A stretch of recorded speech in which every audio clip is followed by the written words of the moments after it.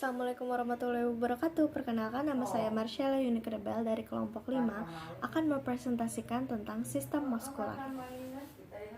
Pengertian sistem muskular. Sistem muskular itu adalah jaringan yang disebut juga sebagai otot.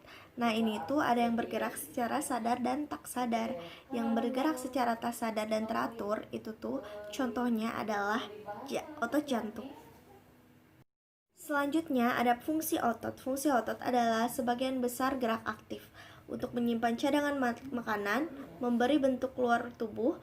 Otot rangka bisa dikendalikan gerakan motorik halus seperti menulis, berbicara, tersenyum, murung, dan ekspresi wajah lainnya.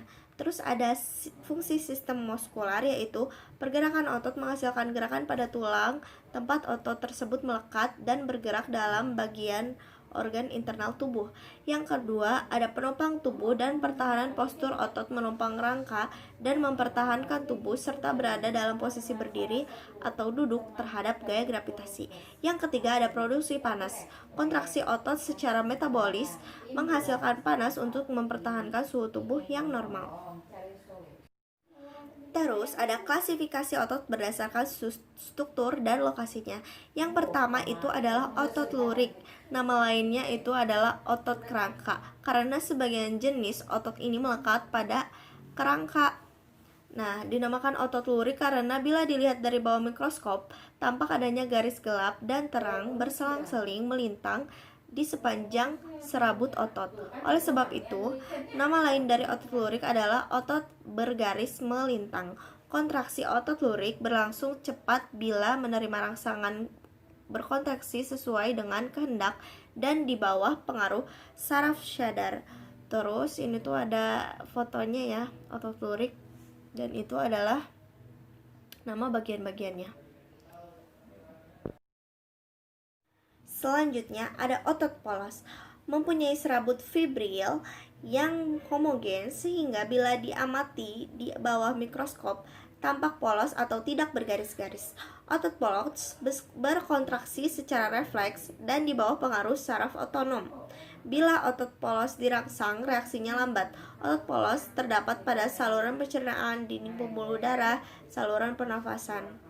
Ini tuh termasuk ini ya, yang nggak disadar, jadi otot yang geraknya nggak sadar.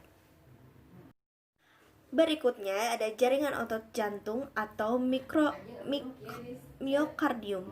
Jaringan otot ini hanya terdapat pada lapisan tengah di dinding jantung. Strukturnya menyerupai otot lurik. Meskipun begitu, kontraksi otot jantung secara refleks serta reaksi terhadap rangsangan lambat. Fungsi otot jantung adalah memompa darah keluar jantung.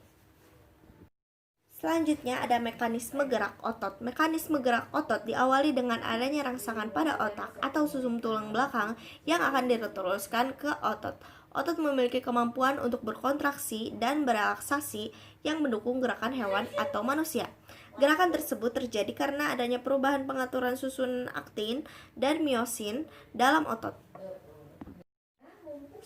Selanjutnya ada mekanisme gerak manusia. Yang pertama ada gerak sadar, yaitu pertama, rangsangan impuls, reseptor alat indera, saraf sensorik, otak, saraf motorik, efektor, terus tangkapan. Yang kedua ada gerak refleks, yaitu ada rangsangan, terus ke reseptor, terus ke saraf sensorik, terus ke sumsum tulang belakang, terus ke saraf motorik, terus ke efektor. Selanjutnya akan menghasilkan tangkapan. Selanjutnya ada gangguan sistem muskular, yaitu 1. Kesleo, 2. Atrofi otot, 3. Distrofi otot, 4. Miositis, 5. Tendinitis, 6. Fibromialgia, 7. Penyakit Parkinson. Sekian dan terima kasih. Mohon maaf jika ada salah-salah kata. Wassalamualaikum warahmatullahi wabarakatuh.